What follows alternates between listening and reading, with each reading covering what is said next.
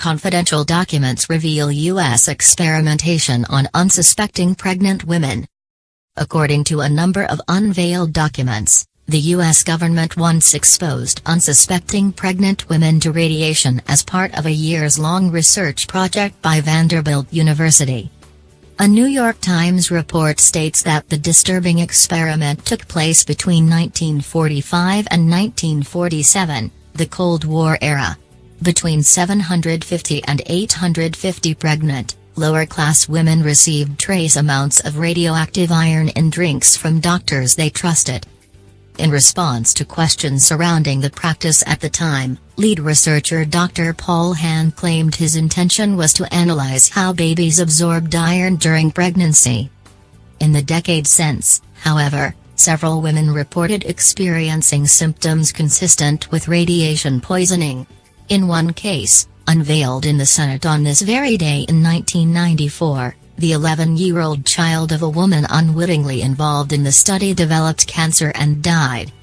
Interestingly enough, Vanderbilt told The Washington Post in 1993 that researchers behind the project had destroyed all related files. This was well before Vanderbilt was sued 2 decades later. The damage control didn't end there. Also in the 90s, Vanderbilt University claimed their experiment had no ill effects on its unwitting subjects. To the contrary, the Advisory Committee on Human Radiation Experiments published a report on the topic insisting otherwise. A high number of malignancies among the exposed offspring, 4 cases in the exposed group, acute lymphatic leukemia, synovial sarcoma, lymphosarcoma, and primary liver carcinoma, which was discounted as a rare, familial form of cancer, the report reads. No cases were found in a control group of similar size. This led the researchers to conclude that the data suggested a causal relationship between the prenatal exposure to Fe59 and cancer.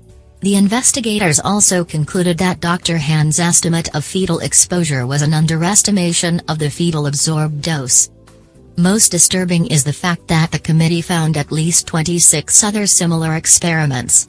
All were carried out between 1944 and 1974. All of this prompted then-President Bill Clinton to issue an apology on behalf of the U.S. government for its role in the experiments.